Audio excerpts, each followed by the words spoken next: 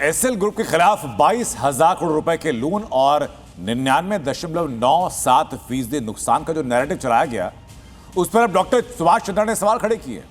Doctor Subhash Chandra के अनुसार NCLT के मामले को गलत तरीके से पेश करके फेक न्यूज फैलाई गई और इसके पीछे दुर्भावना काम कर रही है।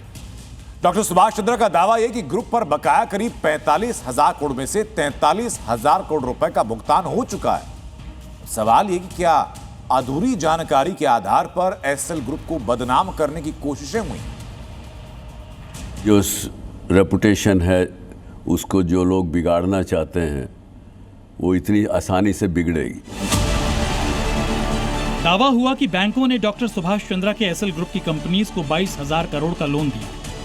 फिर ये नैरेटिव बनाया गया कि 22,000 करोड़ के कर्ज का निपटारा एनसीएलटी ने महज 6.5 करोड़ रुपए में कर दिया। इसी के आधार पर बैंकों को 99.97% का नुकसान होने की बात कही गई। लेकिन डॉक्टर सुभाष चंद्रा ने एसएल ग्रुप के खिलाफ चलाई जा रही फेक न्यूज और प्रोपेगेंडा को सबके सामने बेनकाब कर दिया। डॉक्टर सुभाष चंद्रा ने कहा कि उनके और एसएल ग्रुप के खिलाफ भ्रम फैलाने की कोशिश हो रही है। एसएल ग्रुप के चेयरमैन डॉक्टर सुभाष चंद्रा के मुताबिक एनसीएलटी के फैसले को समझे बिना कई मीडिया संस्थानों ने गलत नैरेटिव चलाया और कांग्रेस सांसदों ने भी बिना फैक्ट चेक किए उसी बात को आगे बढ़ाया। मेरी जो रेपुटेशन है उसको जो लोग बिगाड़ना चाहते हैं वो इतनी आसानी से बिगड़ेगी, क्योंकि सच्चाई दोस्तों अल्टीमेटली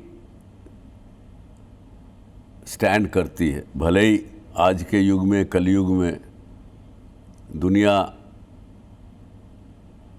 धन के पीछे, धन के बीच में, धन की एक ढेर में सच्चाई को दबा देते हैं, प्रयास करते हैं कि अल्टीमेटली वो सच्चाई छुप नहीं सकती। यानी 22,000 करोड़ रुपए के लोन की बात डॉक्टर चंद्रा के मुताबिक पूरी तरह गलत है। एनसीएलटी के सामने जो मामला था उसमें पर्सनल गारंटी से जुड़े क्लेम की रकम करीब 3,992 करोड़ रुपए थी, जिसमें करीब 620 करोड़ रुपए का क्लेम सेटल हुआ और डॉक्टर चंद्रा की तरफ से 1,063 करोड़ रुपए के सेटलमेंट का ऑफर भी दिया गया है। एसएल ग्रुप के फाउंडर डॉक्टर सुभाष चंद्रा ने यह भी सवाल उठाया कि आखिर एनसीएलटी के फैसले को पढ़े और समझे बिना 22,000 करोड़ के लोन का नैरेटिव कैसे चल गया। उनका आरोप है कि नेटवर्क 18 और सीएनबीसी समेत कई मीडिया प्लेटफॉर्म्स पर गलत खबर फैलाई गई और इसी पर उन्होंने मुकेश अंबानी को चिट्ठी तक लिखी। कल शाम को मुकेश जी अंबानी को फ़ोन भी किया। उनको पता नहीं फ़ोन मेरा मिला नहीं मिला, मिलता है अक्सर, उनका फ़ोन भी आ जाता है, अभी फ़ोन नहीं आया। सुबह मैंने उनको एक चिट्ठी लिखी है, उन तक पहुंच गई होगी, नहीं पहुंची होगी तो पहुंचेगी, लेकिन फिर भी मुझे लगा कि मुझे आपकी और जनता की अदालत में अपना विषय रख देना चाहिए। उसके बाद जो होगा वो ठीक होगा। यही श्री मुकेश अंबानी हैं जिनके पास मैं गया था जब मेरा समस्या शुरू हुई जनवरी 19 में। कुछ हद तक उन्हीं के आदमियों ने उस दिन एक ही दिन में 40% जी का शेयर तोड़ा था। पकड़ नहीं सकते, पकड़ क्यों नहीं सकते? क्योंकि सैकड़ों हज़ारों कंपनियां उनके बेनामी हैं जिससे स्टॉक ऑपरेशंस होते हैं, कैसे पकड़ेंगे?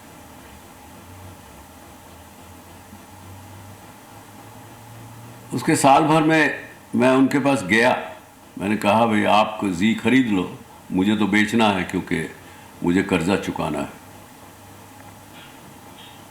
उन्होंने एक हितैषी के रूप में दिखा के उनको बोल के कहा, उन्होंने सुभाष जी आप क्यों इतना ब्याज समेत बैंकों के पैसे चुका रहे हो, कोई नहीं चुकाता। ये सलाह उन्होंने दी और मैं वापस आ गया। उसके कुछ समय बाद उन्होंने जी को दूसरे गलत तरीके से हथियाना चाहा। इन्वेस्को नाम के एक हमारे इन्वेस्टर थे, उनके साथ मिलके हथियाना चाहा। ऑफर ऐसी दी जो कि मेरे परिवार के लिए अच्छी थी, लेकिन माइनॉरिटी शेयर होल्डर्स के लिए ठीक नहीं थी, इसलिए हमने मना किया। लेकिन डॉक्टर सुभाष चंद्रा का सवाल सीधा है कि क्या एनसीएलटी के फैसले को गलत तरीके से पेश करके एक कारोबारी को बदनाम करने की कोशिश हुई और क्या इसमें सियासी मोहरों का भी इस्तेमाल किया गया? एक कांग्रेस के मेंबर पार्लियामेंट जिन्होंने इस झूठ को उजागर वापस किया, मेरे साथ रहे हैं राज्यसभा में, आज भी हैं। एक शिवसेना की लेडी मेंबर पार्लियामेंट, वो भी मेरे साथ वहाँ पे राज्यसभा में रही। दोनों को मैं निजी रूप से जानता हूँ। ये भी जानता हूँ कि दोनों बहुत, कभी उन्होंने गलत विषय राज्यसभा में मैंने उनको उठाते हुए नहीं देखा। ये कल उठाया उन्होंने,